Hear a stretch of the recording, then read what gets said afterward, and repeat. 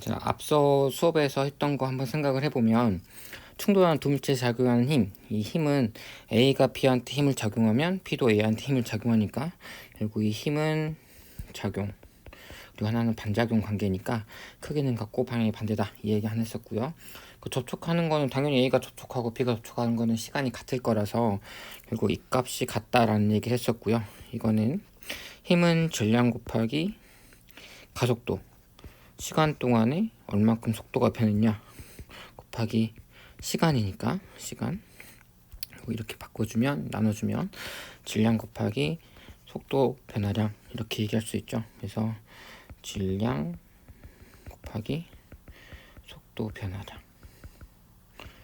이렇게 얘기할 수 있고요. 결국 이거를 풀어서 쓰면 mv2 빼기 mv1 이렇게 말할 수 있겠지. 변하니까 나중에서 처음 뺀다, 이게 나중 속력, 얘가 처음 속력이라고 했을 때 이렇게 정의를 내릴 수 있겠죠. 그래서 우리는 이거 여기서 이거 하나하나를 이제 어떻게 정의를 내릴 거냐면, 그래서 mv를 p라는 기호로 쓸 거고요.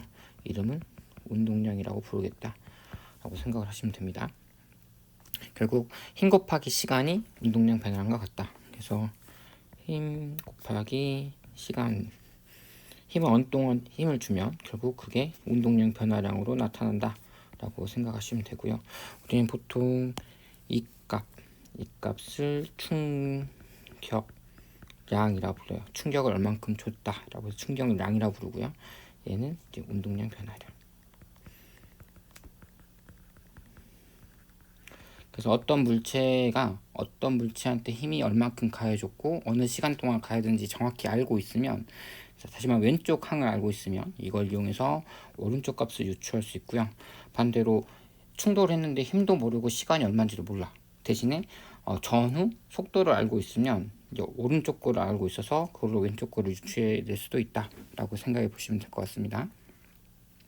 그래서 여기 있는 것까지 증명을 한 것 같은데 이거는 알겠다 하고 넘어갈게요. 이건 저번 시간에 수업으로 한번 했으니까. 자, 그래서 이제 Q1 이거를 보겠습니다. 보시면 지금 결국 여기 위에서 알게 된 것 중에 하나가 뭐냐면 운동량이, 총 운동량이 보존된다는 거예요. 다시 말하면 A가 있고 B가 있는데 얘네들이 충돌을 했어요. 이렇게 했는데 이렇게 와서 부딪혔어. 그래서 나중에 어떻게 됐냐면 V로 와서 부딪혔는데 VA, VB, 근데 A가 이렇게 앞으로 가고 있고, 근데 충돌 후에 A가 VA 프라임 그리고 B가 VB 프라임이 됐다라고 했을 때 A 같은 경우도 충격을 받았을 거고요. B 같은 경우에도 충격을 받았을 거예요. 근데 지금 그 충돌하는 방향을 보면 A는 뒤로 힘을 받았고 B는 앞으로 힘을 받았어요. A는 뒤로 힘 받고 B는 앞으로 받았어요.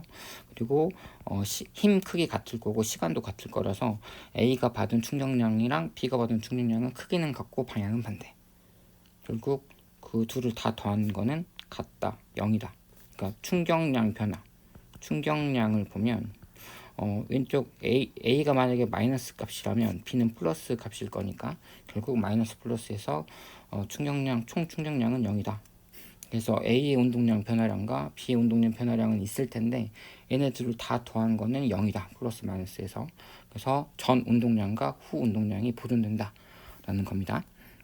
그래서 이걸 이용해서 한번 얘기를 해보면 지금 이게 충돌 전이고요. 이게 충돌 후예요. 근데 충돌 후에 총 운동량을 보니까 결국 3m이 V의 속도로 움직이고 있다. 이게 총 운동량이죠. 그럼 충돌 전 운동량을 생각해 보면 지금 여기가 VA고 B는 정지하고 있으니까 이때 총 운동량은 A만 갖고 있는 거죠. 그래서 MVA. 근데 얘네 둘이 이렇게 같아야 되니까 결국 MVA는 3MV, 그러면 VA는 3V. 그래서 여기 앞으로 3V의 속도로 앞으로 가고 있었구나 라고 생각하시면 되고요. A 같은 경우에는 지금 보면 현재 A 입장에서는 3 질량이 M인 상태로 3V로 가고 있다가 지금 충돌 후에는 질량이 M이고 V의 속도로 가고 있고요. B 같은 경우에는 원래 정지하고 있었죠. EM이 정지하고 있었다가 EM이 V의 속도로 가고 있습니다. 그럼 변화량을 따져줘야 되니까 나중에서 처음 빼는 거예요. 그럼 MV 빼기 3MV 하면은 마이너스 2MV. 이게 A가 받은 충격량이고요. 여기서 말하는 마이너스는 왼쪽 방향이다 라고 생각하시면 돼요. 그리고 B가 받는 충격량은 여기서 이거 빼준 거니까 EMV 빼기 0은 EMV. 그래서 이거는 플러스 방향 앞으로 충격을 받았다 라고 생각해 주시면 되겠습니다. 이렇게 구분해서 이야기를 할 줄 알아야 됩니다. 다음 페이지의 첫 번째 문제는 편집 과정에 실수가 있어서 그 전에 있던 문제랑 똑같아요. 그래서 일단 이거는 생략하고 넘어갈게요. 그리고 2번 문제를 보면 이것도 똑같이 운동량 보존을 풀 건데 이건 충돌이 아닌 것 같지만 서로 힘을 주고받고 어느 시간 동안 받았다. 그럼 결국 충격 양을 서로 주고받은 거라서 결국 이것도 충돌의 일종으로 봐요. 그래서 지금 A는 1kg이고요. B의 질량은 모릅니다. MB 이렇게 둘게요. MB? 네, MB 파란색이네. 네, 그렇고요. 자, A 같은 경우에 이것도 좀 잘못됐어요. 바꿀게요. 속력이 3m/s 그리고 B는 1m/s입니다. 그리고 여기는 1kg 그대로 있고요. 그럼 충돌 전 총 운동량 한번 계산해 볼게요. 충돌 전의 총 운동량은 현재 손으로 잡고 있으니까 정지예요. 그러니까 1kg은 1kg 곱하기 0, 속도가 0. 그리고 B 같은 경우에도 MB 곱하기 0. 이게 총 충돌 전 운동량 결국 0이겠죠. 그리고 나 같은 경우에는 뒤로 가니까 이쪽이 이제 마이너스라고 생각하시고 이쪽이 플러스입니다. 그러면은 얘 같은 경우에는 1kg 그리고 마이너스 3m/s 플러스 MB 그리고 속도 1m/s. 이게 이제 충돌 후 운동량인데 충돌 전후가 같아야 되니까 결국 얘네들이 같다 이렇게 놓으면 되겠죠. 그래서 이것도 0 나와야 된다. 이게 지금 마이너스 3이니까 얘가 플러스 3 나와야 되죠. 그래서 MB가 3kg이구나 이렇게 얘기할 수 있겠습니다. 운동량 혹은 충격량을 물어보면 단위를 잘 구분하는데 지금 단위가 질량 곱하기 속도니까 kg m/s입니다. 이걸 다 써주면 돼요. 다시 말하면 운동량이 뭐냐 라고 물어보면 MV잖아요. 그러니까 단위를 얘기해라 그러면은 kg 그리고 m/s 이렇게 다 써주면 돼요. 이거를 통칭하는 하나의 기호는 없습니다. 그냥 이렇게 조금 귀찮지만 길게 다 써주면 되는 거예요. 자, 다음 2번 문제 보겠습니다.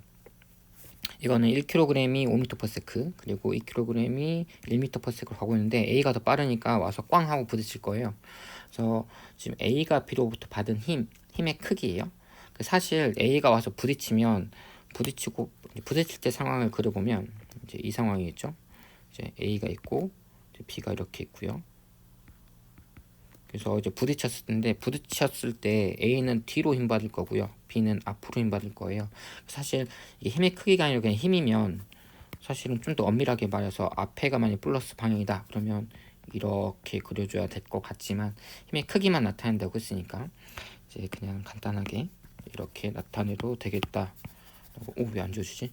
네, 라고 생각을 하고 한번 해봅시다. 그러면 A가 지금 얼만큼 충격량을 받았냐면 4Nm/s만큼 힘 받았어요. 충격량. 그러면 B 같은 경우에도 똑같은 힘을 받았을 거고 시간도 똑같을 거라서 B가 받은 충격량도 4ns다. 근데 아까 운동량은 kg/m/s라고 했는데 이게 충격량은 이건 이상하다고 생각할 수도 있어요. 왜냐하면 충격량이 곧 운동량 변화하니까 단위가 같아야 될 것 같은데 근데 뉴턴이 힘이니까 ma거든요. 그러면 kg a 가속도 m/s 제곱이죠. 거기에다가 세크 해주면 kg m/s니까 단위가 똑같습니다. 운동량이랑. 그래서 이렇게 써줘도 되고요. 이렇게 써도 상관없어요. 네. 그리고 충돌 이후 A와 B의 속도를 구하라고 했어요. 그러면 A 같은 경우에 처음에 1kg 그리고 5m/s의 운동량을 갖고 있었다가 나중 운동량이 뭐가 되는지 모르는데 이때 충격량이 4입니다. 4. 근데 사실은 마이너스 4인 거죠. 뒤로 힘 받았으니까. 그럼 B 같은 경우에는 2kg에 1m/s였는데 나중 운동량이 뭐가 됐을지 모르지만 얘는 플러스 4가 되어야 된다 라고 생각을 하면 되겠습니다. 그럼 얘는 플러스 5인데 마이너스 4가 돼야 되니까 플러스 1이면 되겠죠. 왜냐하면 변화량이 마이너스 4니까 5 빼기 4는 플러스 1이죠. 얘는 플러스 4가 돼야 되니까 2 플러스 4면은 플러스 6이 되어야겠다 라고 생각할 수 있습니다. 그리고 얘 같은 경우에는 질량이 1kg이고 나중 속도가 모르는데 얘가 1이 나와야 되니까 결국 VA가 1m/s다 이렇게 생각할 수 있고요. 얘 같은 경우에는 2kg의 나중 속도가 VB인데 이게 6이 나와야 되니까 VB가 3이다 이제 이렇게 얘기할 수 있겠네요. 그래서 충돌 이후 A와 B의 속도는 A는 플러스 1m/s. 그래도 충돌해도 A는 그래도 앞으로 가네요. 그리고 B는 충돌 후에 3m/s다 이렇게 얘기할 수 있습니다. 이렇게 하고 이제 검산을 해봅시다. 검산 충돌 전 운동량 다 더해보면 얼마예요? 이렇게 5 플러스 5 이렇게 플러스이니까 플러스 7이에요 운동량. 근데 충돌 이후도 얘가 1kg 얘가 2kg이니까 얘가 1 플러스 1 얘가 플러스 6이니까 다 더하면 플러스 7. 충돌 전 충돌 후 운동량 같다 맞죠? 이렇게 생각하면 될 것 같습니다.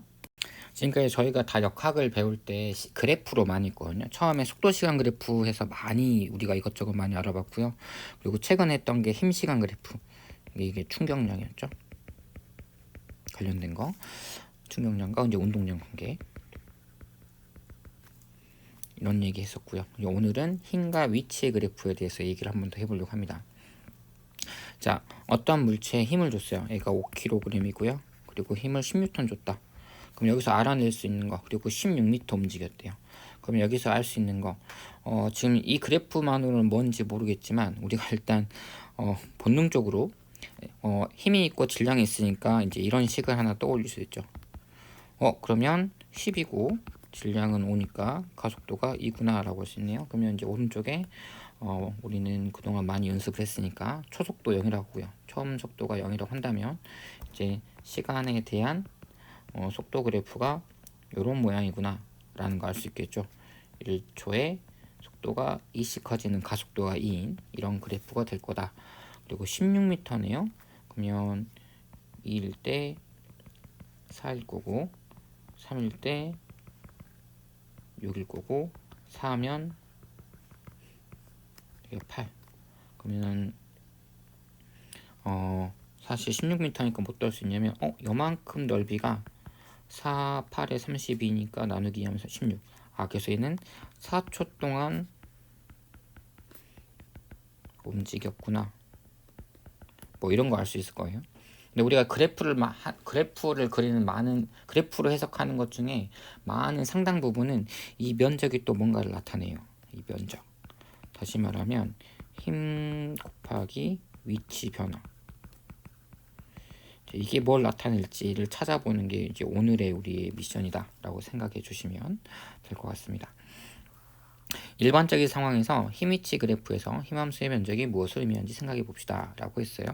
그래서 힘 여기 있고요. 힘을 줬고 그리고 위치 변화가 이렇게 되어 있는 거 생각해 봅시다. 아주 일반적인 상황이니까 초속도도 0이라고 생각하지 말죠.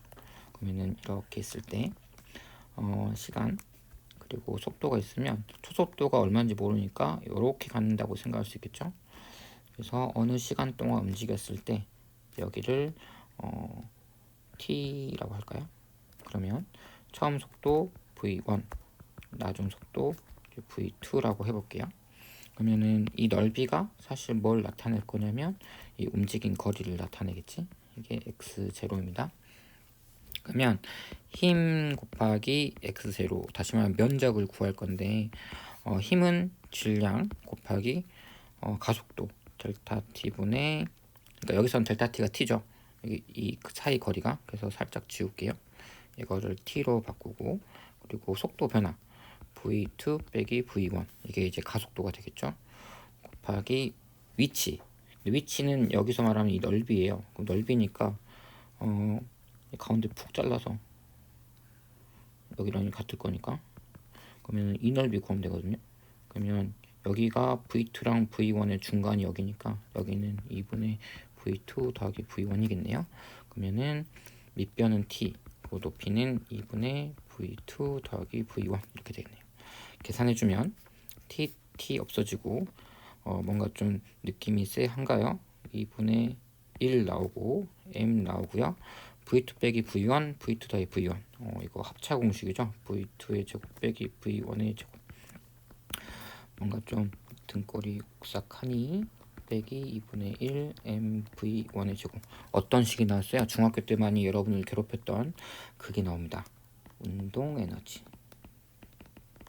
다시 말하면 어떤 물체에 힘을 가하고 얼마만큼 움직여주면 그만큼 운동 에너지가 생긴다 라는 겁니다. 그래서 우리는 이 힘 곱하기 거리를 어떻게 나타낼 거냐면 여기서 이 면적이 어떤 물체가 에너지를 얻게끔 어떤 행위를 한 것, 우리는 보통 그거를 일했다라고 말해요. 과학에서는. 그래서 우리는 일을 했다. 그럼 일한 만큼 에너지가 생겼다라고 생각해 주시면 되겠습니다. 그래서 알짜임, 다시 말하면 여기서 사실 힘이 중력도 있고 여기 수직항력도 있는데 그걸 지금 다 갖다 하니까 없어질 거고 결국 알짜임만 따져줬잖아요. 그래서 알짜임하고 위치 그래프에서 이 면적에 해당하는 물리량은 그 물체의 운동 에너지 변화량을 알게 해준다 라고 생각할 수 있겠습니다. 자, 이번에는 위로 들어 올렸어요. 이때 한 일을 구하는데 등속도를 올렸어. 그러면 아래로 중력이 작용할 텐데 이걸 등속도로 올린다고 했으니까 다시 말해 가속도가 없는 상황이에요. 가속도가 없다는 거는 R자임이 0이란 소리죠. 그러면 위로 올리는 힘도 이제 mg다 라고 생각할 수 있겠습니다. 그러면 mg로 x0만큼 올렸어요. 여기 만약에 요만큼 올렸다고 합시다. 그래서 여기가 x0예요. 그러면 한일은 힘 곱하기 이 면적이라고 했으니까 힘은 F에다가 x0인데 저 F가 등속도로 움직이는 경우에 딱 중력만큼 힘줘야 돼서 이런 식의 관계가 될 거예요. 근데 우리는 보통 높이 이제 옆으로 움직이는 게 아니라 위로 움직였을 때 높이에 해당하는 영어 단어가 height가 있죠. 단어 이거 맞죠? 그 앞글자 H 따서 MGH 이것도 많이 봤던 식이죠. 결국 일을 해줬는데 일을 해줬음에도 불구하고 운동에너지 변화가 없어요. 속도 변화가 없다는 말은 운동에너지 변화가 없어요. 이때 운동에너지 변화량은 0이야. 등속 운동했으니까. 일은 했는데 운동에너지 변화량은 0이다. 그럼 그게 다 어디로 갔는가? 네, 공간상에 저장이 돼요. 공간상에. 그래서 잠재적인 에너지다. 그래서 우리는 이거를 포텐셜 에너지라 부릅니다. 이게 중력이 있는 공간상에 저장했다 해서 이건 중력 포텐셜 에너지 이렇게 부르기도 합니다. 그 값이 mgh다 라고 생각해 주시면 되겠습니다. 이제 거의 이제 통합적으로 이제 정리를 할 건데요. 자, 이번엔 중력보다 큰 힘으로 끌어올렸어요. 초속도는 0이고요. 그러면은 중력보다 크니까 얘는 가속 운동하면서 위로 올라가겠죠. 그래서 속도 시간 그래프가 있으면 슝 하고 이렇게 올라가는 이런 그래프가 될 거예요. 자, 그러면 일단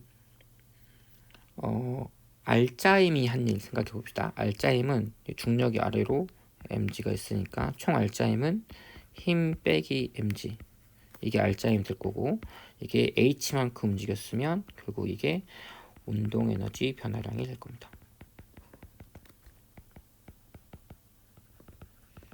알짜임이 한 일, 그거는 운동 에너지 변화량이다 라고 생각할 수 있어요.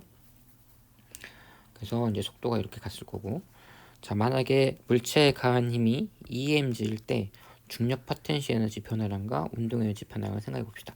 결국 지금 이거를 조금 정리를 하면 어떤 말이냐면 FH는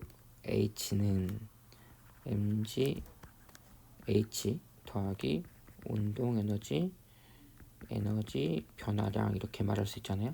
결국 외부에서 F란 힘으로 일을 해주면 일부는 mgh로 저장이 되고요. 그 일부는 운동 에너지를 변화하는 데 쓴다. 이런 뜻이에요. 그래서 F가 EMG일 때를 생각해 봅시다. 그러면은 EMG 빼기 mg